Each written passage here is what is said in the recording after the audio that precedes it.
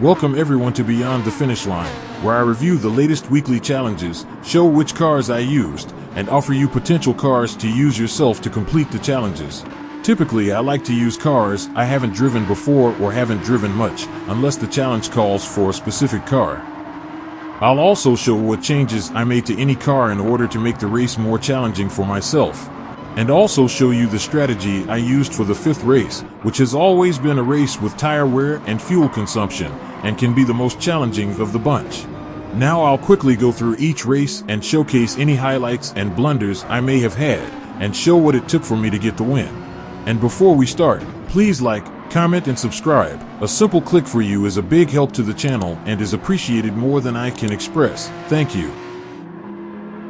Here we are with April Week 3 of the weekly challenges. This week we have a Sunday Cup Classic, a Audi TT Special Event, a Light Wheat K-Cup race, a Porsche Cup race, and a Group 1 Prototype Series. First race is 2 laps at Laguna Seca. I've decided to go with the Toyota SFR. I ran this car fully stock aside from the body modifications, and it was still OP for this race. This one was pretty easy in the SFR. I made pass after pass throughout the entire first lap, super easy overtakes, no issues with the AI, and by the end of the first lap I was in P1. And that was it for this race, kept P1 till the end for the easy win, and the typical throwaway race. Race 2 is the Audi TT Special Event, 3 laps at Tokyo Expressway. We have 3 options for this race, 3 TTs from different years, so it's pick your poison. I went with the 03 Quattro. I only installed the sports upgrades, and ran racing softs. The others TTs had more straight line speed than me, so the next half of the course is where I'd need to get them on the turns, and I did, but not without having a lot of meetings with the wall. I realized you need to brake in a straight line in this car by the second wall hit. Then I tried to test the limits of it, but straight line it is. Even with all those wall hits, when I started the second lap, I was already in P6, but then fell back a couple positions, due to that lack of straight line speed. Here I had a momentary lapse and forgot about that braking in a straight line thing, and took out P7. A little further down the lap, I moved into P5, then hit the wall again trying to avoid crashing into another car, but still got the position. Then a little after that, I jumped into P2. To start the third, I fell back to P3, and P4 was right on my tail, but couldn't make the pass and almost gave me a bump draft, but braked at the last second. I eventually got back P2, and was going for P1, but braked to avoid bumping him, and of course, hit the wall. But on the very next turn, I ended up rear-ending him, then a slight swipe, but still took the position. Luckily, I had enough of a lead that I didn't get past before the finish line, but it was very close. P2 wasn't far behind. Race 3 is 5 laps at Willow Springs in K-Cup cars. I'm driving the Daihatsu Copen. This is my setup for the 400 pp requirement. This is the same setup I used in the last weekly challenge that featured a K-Cup car race, and I used the Copen for that one too. You start this race in P16, and by the end of the first lap, I was up to P11. Coming to the end of the second, I was in P9 going for P8, took the position, but almost got taken out. By the start of the fourth, I was in P5 right behind the top 4. While making a move to get into P2, I almost got taken out for the second time in this race. I didn't catch up to P1 until late in the final lap, around the same section, took the position, and held it for the last few turns for the win. Race 4 is the Porsche Cup, 5 laps at Catalunya, and I went with the 2001 911 GT3996. These are the changes I made to meet the 650 pp requirements. The car is fully upgraded, so the typical adjustments were made. I ended up moving up the field faster than I expected. I gained a number of positions during the first lap. I started the second lap all the way up in P6. I cleared more than half the field in just one lap. Later in the same lap, I gained a few more positions, while almost getting taken out by the AI, but ultimately gained 3 positions during that lap.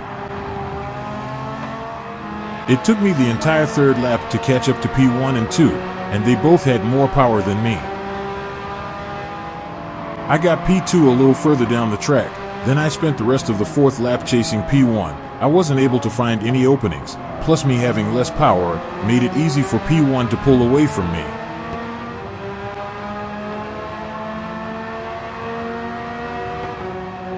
I finally caught him coming to the end of the fourth, but him having the inside, he almost got back to position for good, but after some unintentional contact, I took P1.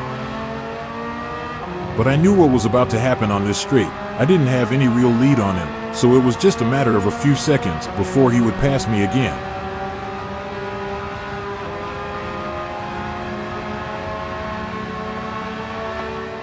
I got him back on the right bend, and was able to hold him off for the lead, and keep it all the way to the end for the victory.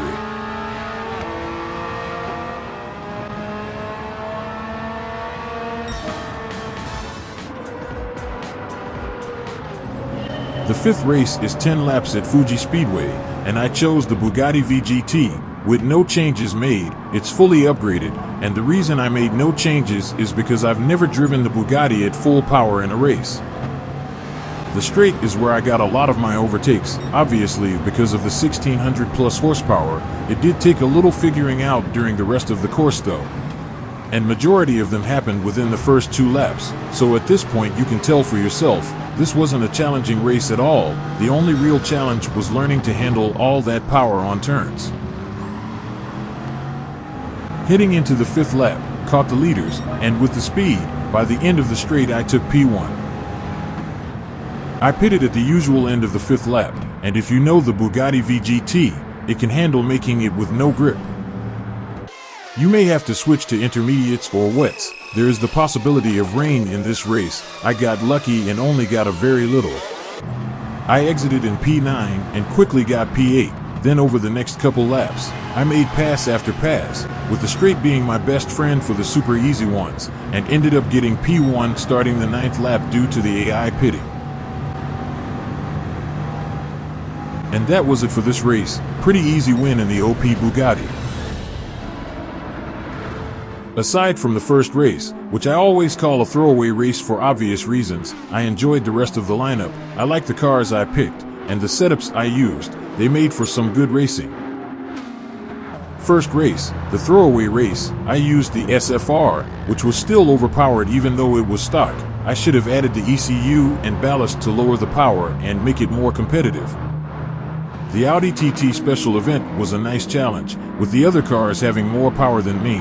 There were times I wasn't sure if I would win, especially on the straight where I got overtook a few times. Third race in the K-Cup cars was actually more fun than I thought it would be. These little cars are fun to drive, and with the setup I used it made it even better because it made the AI competitive. The Porsche Cup was fun also. I mean, when are these Porsches not fun to drive? I started off hot in the race, gaining a bunch of positions, but the leaders were where the challenge was, and that's what made it a great race. I liked the prototype race because, like I said, I hadn't driven the Bugatti at full power, and even though it's kinda a cheat code car for this race, I still had to catch back up to P1 after the pits, and only passed him with 2 laps left. This was a much better week of challenges than last week, especially because I had the difficulty set back to hard. The PP limit races definitely helps make races more competitive, and I think we need more of those races in the game for the challenges in the future. I hope you enjoyed this week's episode. Please like, comment, and subscribe, and I'll see you in the next one.